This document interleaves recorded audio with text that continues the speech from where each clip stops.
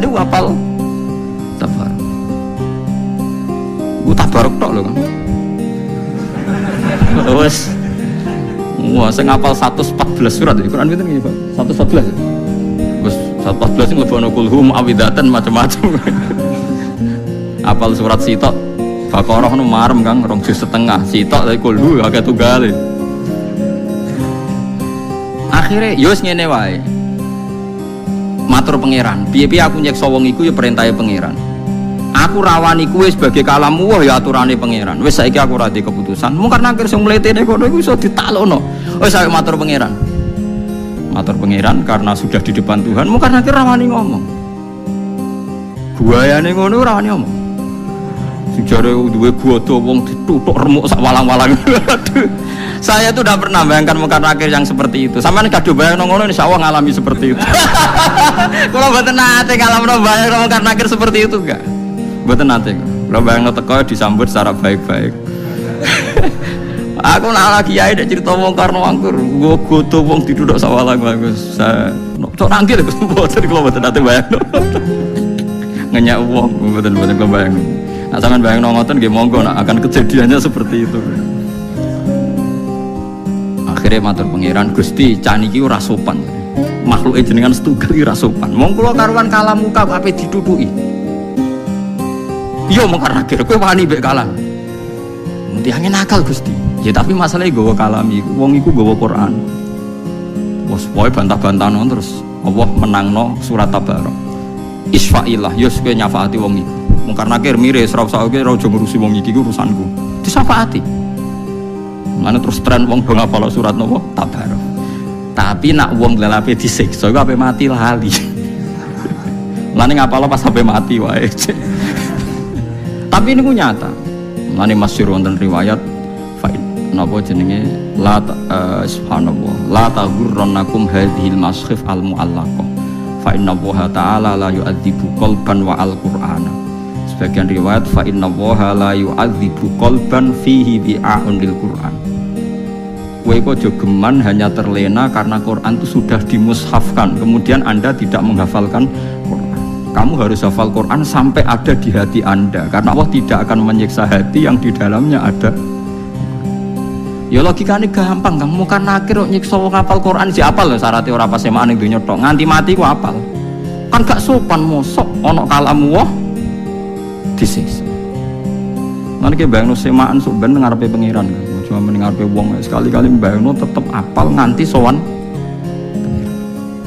Ya minimal kalau ijazah, minimal kita tahu khatam Quran fi sholat. Kalau menate mungkin sampean durung nate. Mboten semaan Kang, ya ora usah makmum. Saya itu pernah ngatam Quran fi sholat itu 2,5 bulan. Satu hari kira-kira itu 2,5 lembar. Kalau saya lupa tak ulang lagi. Kalau saya lupa tak ulang lagi. Gak paham maknanya ya tak ulang lagi. Kalau sampean kan tidak ada urusan dengan makna, malah penak, malah cepat, malah aman, malah lancar. Giyeput saya sebenarnya. Kalau mulai kalau betul lepat itu sekitar awal Jumadil Ulam, Jumadil awal akhir Rejab ruwah poso. Pokoknya kalau khatam itu poso akhir. Giling-gilingan Gusti ini kalau setor Quran mbek jenengan, mbek guru nate, mbek bapak nate niki kalau setor mbek jenengan. Enggak salah ki kula baleni, sak rakaate ki kula baleni. Nggih kula jagani wae kowe tak nggo nantang mungkar nakir wae maksudnya wae kira perkara nak sowan mungkar nakir. Nggih kula pun siap-siap mboten bayangno sing nggawa godhon lho kula dadi pun niku mboten kula bayangno. Saya yakin dia akan baik-baik saja maksudnya. Nanti ini gaya tak omongi, saya tidak pernah bayangkan Anda seperti itu. Berlakulah seperti itu sama orang-orang yang membayangkan Anda seperti itu. Saya Anda. Mesti ini balik malih. Jadi kalau sampean memahami Quran itu bisa. Buktinya tiang kafir yang berdua itu sering Islam mergo ngrungokno wacanan Quran, termasuk Sayyidina Umar bin Khattab. Masyhur Kang tenggene Mekah ketika Nabi baca Quran di depan umum itu orang kafir pun mau iman. Masyhur itu ketika Nabi duka itu karena mau sholat dihalang-halangi teng Ka'bah. Terus Nabi maca Hamim tanzilum minar rahmanir rahim kitabun fusilat ayatul Qur'anan arabiyya liqaumi ya'lamun basyira wa nadhiru. Itu Abu Jahal, Walid, Utbah bin Saibah, Rabi'ah semuanya mendengarkan. Muhammad itu hebat. Itu tertegun tertegun semua mendengarkan Quran ini. Bareng mulai ayat ini mereka kaget.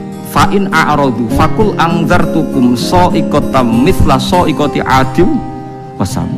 Fa'in a'radu, kalau mereka menolak Quran, fakul angzartukum, maka peringatkan Muhammad kepada mereka, angzartukum so'ikotam mithla so'ikoti adim wasamu. Mereka akan mengalami halilintar yang menyiksa mereka sebagaimana siksaan pada kaum Ad dan Samud.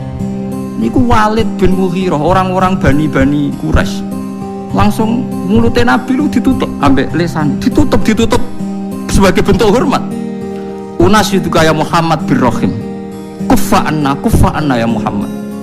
Mat aku elek-elek ngene jek dulurem padha-padha wong Quraisy. Macam Quran aja mbok terus. Mergo ngerti bacaan Muhammad ini akan direaksi oleh langit dan akan menjadi so'ikotam misla so'ikoti adim wasan. Mereka paham kalau ini nggak main-main. Jadi ini nunjukno nak Quran itu bisa difahami. Karena nggak mungkin Allah ngendikan ning gone wong Mekah kemudian dengan semua lafaz yang tidak bisa difahami. Paham sih kalau maksud? Nah karena kita sekarang problem kita kan kita ndak orang Arab, nggak tahu ngaji. Orang ngaji ya mau ngaji torekoh, ngaji wiridan. Kan ya ora detail alim. Sing alim kadang ora ahli Quran, mau ahli fikih kan ruwet. Kita ini ngalami sekian problem. Bariku terus diutang di masalah macam-macam terus. Was tambah bulat meneh kan, terus tambah bulat terus. Bariku proposal gak cair, bingung meneh macam-macam lah. Dia jago bupati kalah, macam-macam mas bulat. Nah, kula alhamdulillah tidak ngalami itu semua, jadi rapati bulat kula. Jadi cara kula niki mun tengah-tengah. Kita ya yakin nak awal surat itu gak bisa dimaknai. Tapi ada kemungkinan makna kira-kira kata Ibnu Abbas seperti itu. Kayak orang mengajari huruf hijaiyah terus bilang ini huruf kamu harus menguasai A sampai Z. Misalnya kalau Indonesia bilang kan kamu kalau ingin tahu bisa baca koran atau buku harus menguasai huruf A sampai Z. Nah kira-kira orang Arab ya bilang kamu harus menguasai alif sampai ba, alif sampai mim. Karena alif, lam, mim, non, wawu. Lam, mim itu khasnya wong Arab. Lam, mim kan sudah huruf akhir. Napa? Lam, mim, non, wawu, hamzah ya. Nah, makanya kata-kata tafsir Tobari beberapa lafaz yang disebut nak ke awal akhir. Misalnya Yasin pakai huruf akhir ya. Terus alif huruf napa? Awal. Terus misalnya ain punya kelebihan huruf halak itu ada beberapa khas-khas yang bisa diduga kira-kira seperti itu. Ya kira-kira seperti itu. Meskipun tidak ada al-ma'nal murad, makna yang dikehendaki. Yang dikehendaki ya majmu'nya tadi. Kalau kamu ingin baca Quran atau baca buku, maka kamu harus menguasai A sampai Z. Maksudnya A sampai Z bukan ABC sampai Z. Ya kira-kira seperti itu. Ya, maksudnya maknanya adalah ya rangkaian yang bisa disusun menjadi kalimat atau kata-kata. Paham sih kalau maksudnya? Nah, jadi cuma tafsir Jalalain karena dia tafsir ringkas, dia tidak mau resiko. Kira-kira penggemarnya sampean-sampean ini kiai, jadi pokoknya Allahu alamu bimuradihi fitalik.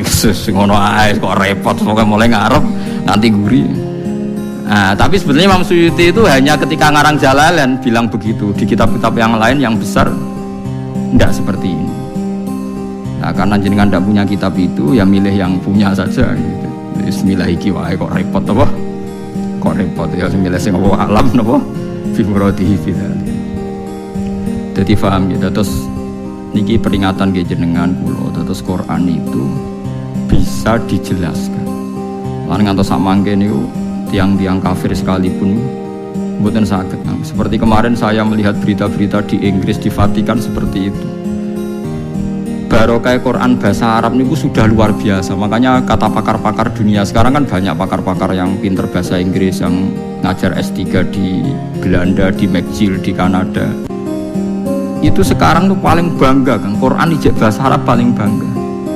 Karena misalnya nyari manuskrip atau yang asli dari teks Injil yang bahasa Ibrani sudah kesulitan. Injil tertua ditemukan tuh 400 tahun Masehi. Padahal Yesus itu 2000 tahun yang sementara Quran sekarang sudah 1437 masih bahasa Arab. Jadi gampangane cara nerangno Quran iku gampang. Muhammad wong Arab, kalamu wae bahasa Arab.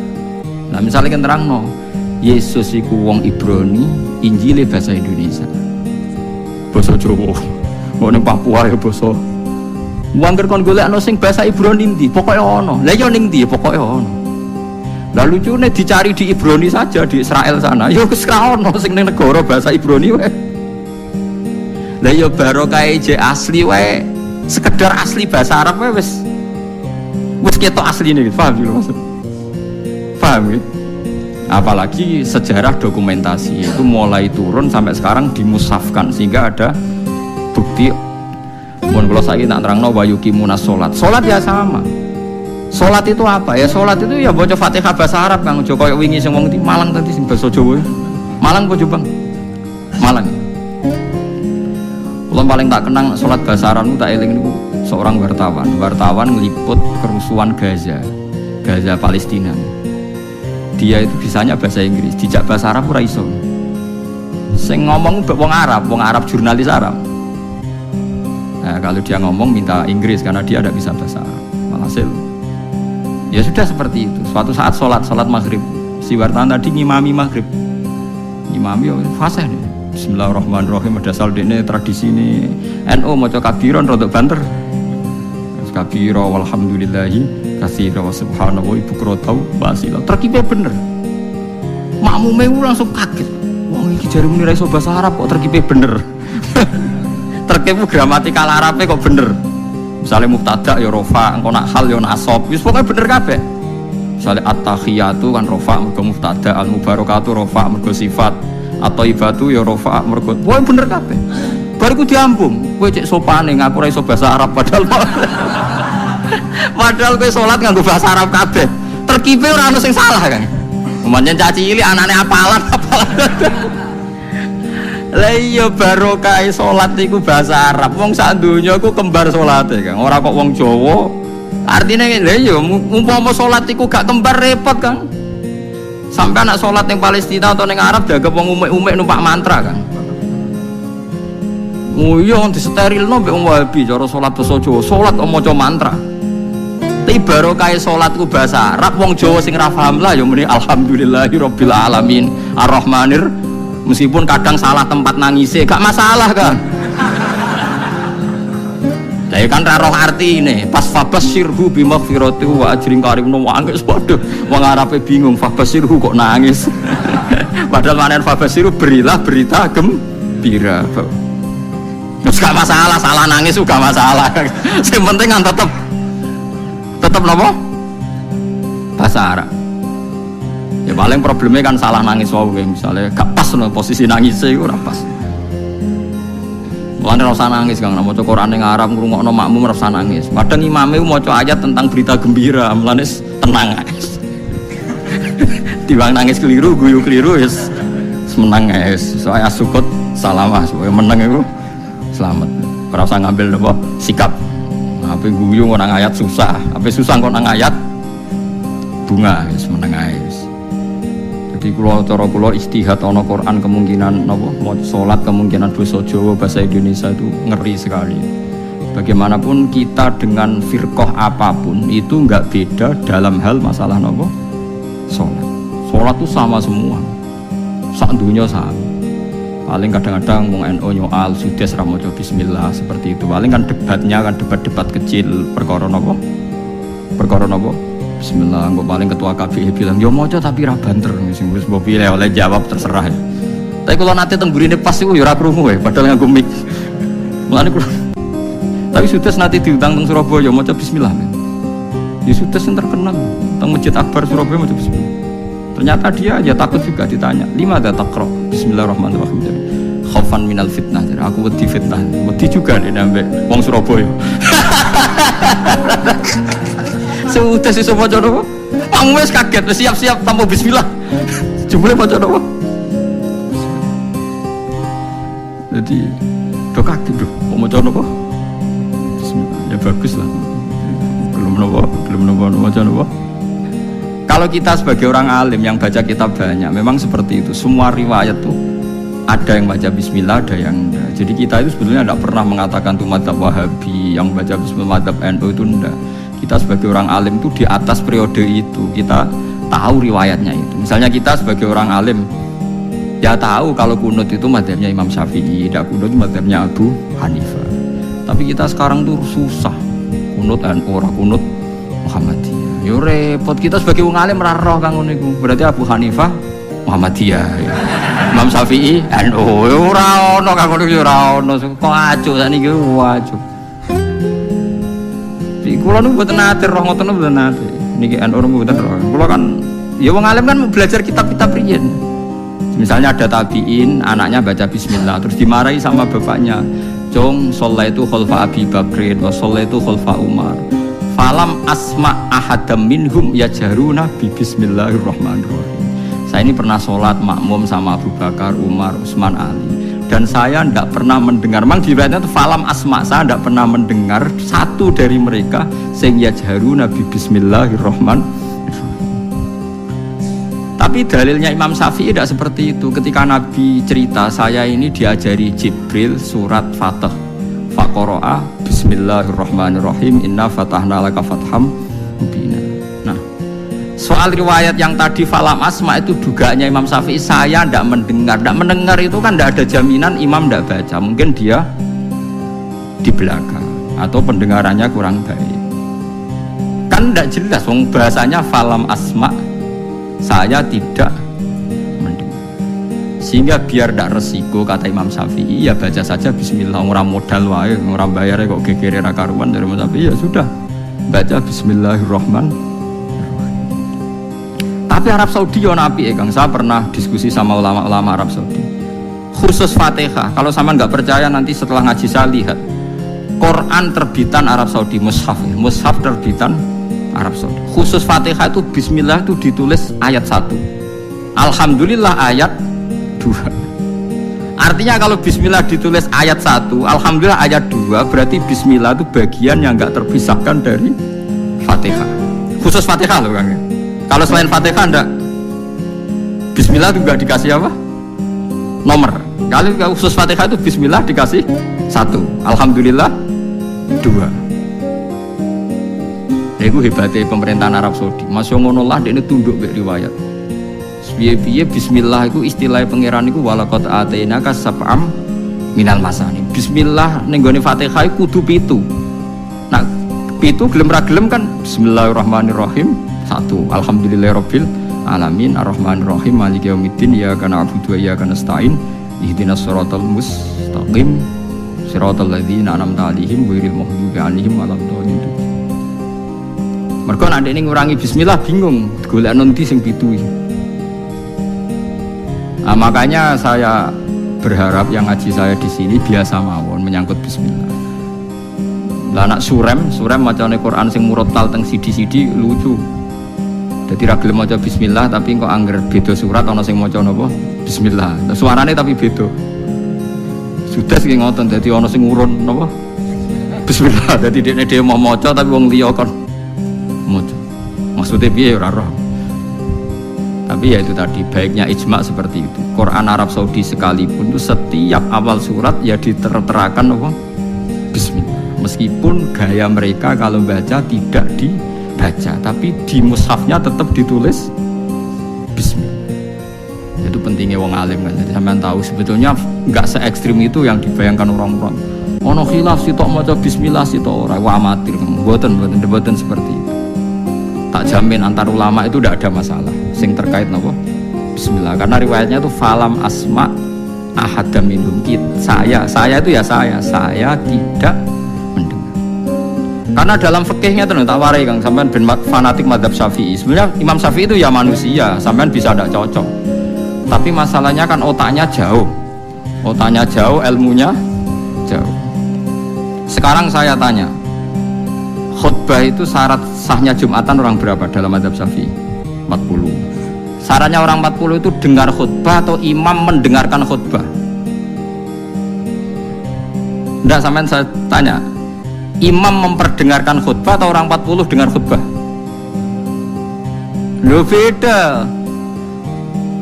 Makanya harus ngaji itu serius, ngaji mondok rahatam gitu. Misalnya saya jadi imam, khotib, yang dengarkan saya orang 40, bisa saja yang 2 itu kopok, nggak dengar memang karena kopok, atau yang 4 omong-omongan, nggak ngurusi. Tapi imam tetap dengan suara yang pengandaiannya orang normal itu dengar. Makanya kata fikih Syafi'i, wa yajibu isma'u arba'in wa illam yasma'u fi'lan. Yang penting seorang khotib memperdengarkan suaranya yang andekan dalam keadaan normal orang 40 itu dengar. Wa illam yasma'u mersi pun hakikat mereka tidak dengar. Karena mungkin omong-omongan, ada suara mobil, bising, tidur, gosip, macam-macam. Makanya itu perdebatan fikih yang wajib tuh isma'u arba'in atau sama'ul arba'in, memperdengarkan atau hasil apa? Dengar. Lah baca bismillah ya seperti itu. Yang penting itu imam membayangkan mereka dengar atau hasil dengar. Paham sih kalau maksud? Makanya perdebatan fikih itu pasti seperti itu. Misalnya seorang guru, sementing seorang guru atau kiai itu memahamkan, dia sudah pakai bahasa yang baik, intonasi yang baik. Apa hakikatnya mesti Anda paham? Kan enggak juga.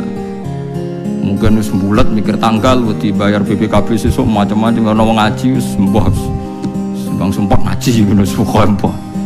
Tapi ketika seorang guru dengan standar yang baik, metodologinya disebut mufhim, memberi pemahaman, meskipun yang mendengar tidak paham. Atau orang lain tuh paham, padahal gurunya buruk, karena sudah otaknya sudah baik, omongan keliru paham. Mau itu malah hebat, mau macam wis pinter. Lah ya makanya jadi perdebatan dalam madzhab Syafi'i, ya, perdebatan ulama sampai seperti itu. Dalam khutbah itu yang penting orang 40 dengar, atau yang penting adalah khotib memperdengarkan. Paham belum? Jadi itu beda. Lah ulama itu mikir sampai ngono, bulet tenan Gus. Ngono kok mbok bantah, ngono mikire wis tok ngono kok mbok bantah. Kowe mikir remuk. Mikirnya berarti kandani terus mulai mikir. Ilmu terlambat kok mikir bantah ulama sing wis mikir lama. Mulai kalau seneng nak debat ayo ulama-ulama riyen lucu-lucu debat. Makanya dulu abahnya Said Muhammad itu, Said Alawi itu pertama kali menangi ada mukabbirus saut, ada mik. Ya mik seperti ini. Ulama-ulama Mekah janggal, ini sah apa ndak Jumatan dikhutbahi pamit? Karena syaratnya makmum itu mendengarkan suara khotib. Padahal dengan adanya mik, suara khotib itu menjadi lirih. Kan nggak mungkin bengok-bengok sudah ada mik. Berarti yang didengarkan mereka itu suaranya mik, suaranya speaker, bukan suara khotib. Andaikan tanpa mik kan nggak terdengar. Terus mulai kontroversi, sah apa ndak sah? Terus Said Alawi, abahnya Said Muhammad bilang, kalau orang nggak bisa melihat kecuali pakai kacamata, itu akad baiknya sah apa enggak? Karena kalau sah berarti dia yang melihat itu udah dia, tapi pakai kacamata. Kalau kacamata yang dicopot nggak bisa melihat. Oh ya enggak sah. Berarti enak dia jadi orang yang nggak pernah maksiat, karena melihat perempuan di mana-mana juga dianggap tidak melihat. Lan ana santri belim nang delok wong wedok jare delok kokoco. Perkarane gak delok wong wedok tapi delok gambare wong wedok. Berarti wong kacamataan ora tau maksiat. Tapi cara kula luwih maksiat meneh karena dia kalau marung itu jual belinya enggak sah terus. Berarti makan barang haram terus. Ya tuh. Kalau orang pakai kacamata melihat perempuan enggak dosa, berarti kalau dia jual beli juga enggak sah. Berarti kalau makan haram, jual belinya enggak sah. Semenjak itu ulama-ulama Wahabi mulai mentoleransi, ya sudah gitu aja kok repot, sudah anggap nopo sah. Pakai kacamata gitu nopo sah. Dulu awal-awal ada teknologi itu ada perdebatan seperti itu. Wow, terus ada perdebatan lagi. Sekarang kesunatan jawab azan apa jawab suara muadzin? Loh, siapa? Mulai bingung tuh sampai lagi orang tahu ngaji. Kalau suara muadzin sekarang ada masjid modern, terutama kalau Ramadan, Mergo Bilal ya ape mangan disetel wae radio. Gak ono muadzine Kang radio disetel adzan niku sunatan jawab to ora? Wong gak ono muadzine. Mau rekaman adzan. Nah ora tau mikir to. Ya ana kiai kados teng daerah sarang biasa, wonten adzan teng masjid napa-napa sing radiusnya akan 1 kilo. Ngaji diterusno. Alasannya ini tidak suara muadzin, andai kan tidak pakai speaker kita tidak dengar. Ya dianggapnya tidak dengar, tenang aja macam. Karena sekarang tuh repot kan. Tapi kalau melihat adzan tuh kalimat yang sakral, mendengar kalimat sakral, misalnya, sama saya tanya, kesunatannya itu mendengarkan bacaan Quran atau mendengarkan pembaca Quran? Bacaan Quran kan, kamu yakin kan kalau rekaman Quran didengarkan sunat enggak? Sunat, padahal tidak ada yang baca. Karena yang sunat memang mendengarkan bacaan Quran, bukan pembaca, bukan mendengar pembaca Quran. Nah, ulama mikir nganti ngono ora pusing. Ngono mikir abot ngono jebule wong sowan njuk pangestune kula pengen buka toko, waduh. Musibah mikir tenan-tenan jebule konsumennya mau takok njuk donga perkara buka napa toko ben laris. Nah laris nyalahno jare dungane Ramanti. Nah laris jare perkara dekne telaten buka, aduh seloro kabeh dadi ulama. Mane kula jak istisqa ora pati gelem. Ngono niku misale udan jare musim. Nah udan jare kiai Ramanti bareng udan jare wis musim mergo Desember. Lah niki kiai-kiai teng daerah kula wis pinter kerja istisqa kok ora musim udan, do gak gelem. Takok kiai sing ahli falak, iki wis musim to urung dereng, ampun sakniki istisqa. Yakin kula radio kula niku kiai dadi melok dil-dile niku dadi ngono. Dadi ana kiai sing ahli falak iku. Ampun sakniki niki dereng musim. Demen isin maksudnya. Wah, kiai saiki sudah pinter Kang, sudah akeh.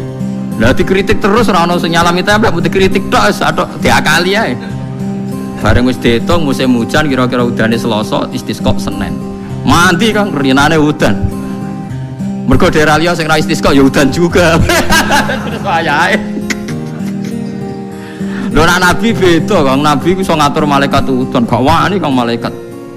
Nabi ku wong paling diwedeni malaikat sak donya. Jadi ketika Nabi khutbah ana wong desa ya Rasulullah halakatil amwal donya rusak gara-gara ana udan ngene-ngene.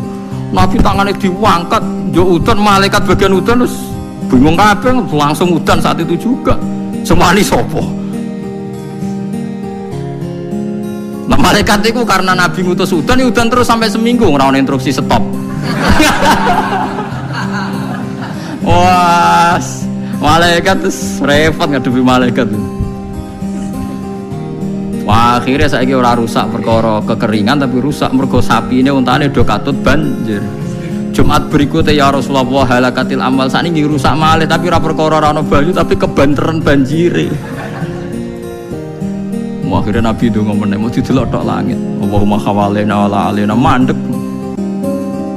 Lane Abu Hanifah itu menolak sholat istisqa. Dia bilang ketika Nabi dulu itu tidak istisqa, cukup sambil khutbah beliau donga. Tapi Nabi mandi rasa istisqa, rasa lapangan, rasa macam-macam. Nabi sing so nandingi Nabi sinten. Nah kita kan akhir-akhir ramandi ya. Satu ilmiah sithik wae. Iki rong musim yo enteni sabar wis ngono jujur ae. Allah kagungan adat ana musim Shawwal, Rabi, Kharif. Musim piro sekawan kira falak. Iya sekawan. Kharif.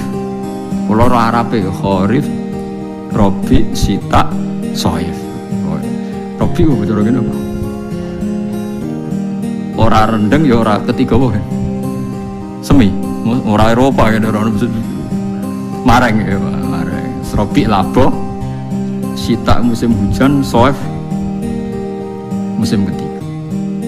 Difahami terus dadi kiai wangel. Mulane ulama-ulama sakniki sering berdebat ngoten. Yang penting itu orang 40 mendengar atau khotibnya dengarkan. Makanya suara muadzin itu kita menjawab suara muadzin pas suara speaker. Karena kalau sekarang rusak kabeh. Sama delok teng kitab fikih misalnya teng Fathul Wahab, teng Fathul Muin. orang itu wajib mendatangi Jumatan sejauh mendengar suara muadzin. Nah, ngoten nggih sebagai sejauh mendengar suara muadzin. Asumsinya muadzin itu di menara yang tinggi, ma'ahudu is sauti, suara